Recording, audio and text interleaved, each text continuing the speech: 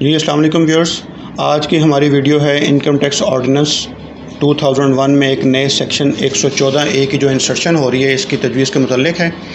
Section 114A کی insertion کی تجویز بجٹ بریفنگ 2020 میں دی گئی تھی۔ اگر پارلیمنٹ اس تجویز کی منظوری دے دیتی ہے تو یاد رکھیے کہ وہ تمام لوگ جو انکم ٹیکس دیتے ہیں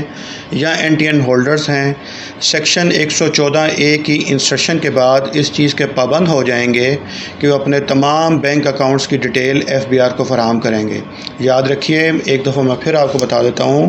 وہ تمام لوگ جو انکم ٹیکس دیتے ہیں یا NTN ہولڈرز ہیں، سیکشن 114A کی انسرشن کے بعد اس چیز کے پابند ہو جائیں گے کہ وہ اپنے تمام بینک اکاؤنٹس، چاہے وہ پاکستان میں جہاں کہیں بھی ہوں، ان کی ڈیٹیل FBR کو فراہم کریں گے،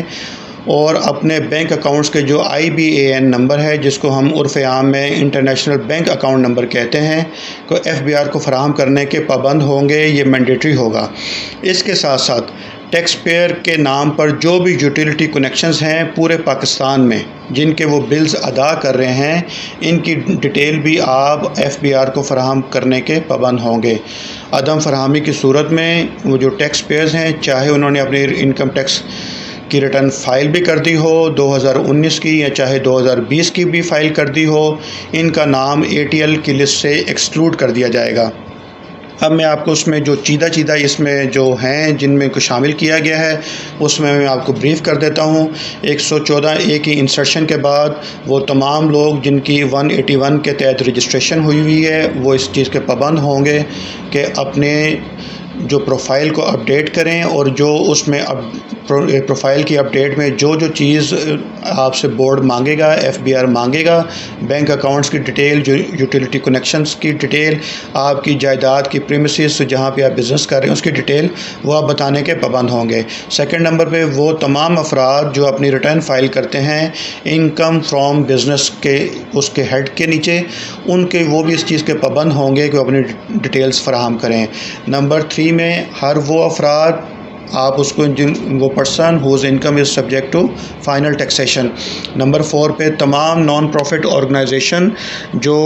class 36 of section 2 of the income tax ordinance 2001 کے تحت آتے ہیں، وہ اس چیز کے پابند ہوں گے کہ وہ اپنی ڈیٹیلز FBR کو فراہم کرنے کے پابند ہوں گے۔ اینی ٹرسٹ اور ویلفیئر انسٹیٹیوشن اور any other person prescribed by the board. یاد رکھیے، یہ تمام لوگ جو 30 ستمبر 2020 تک رجسٹرڈ ہو چکے ہوں گے،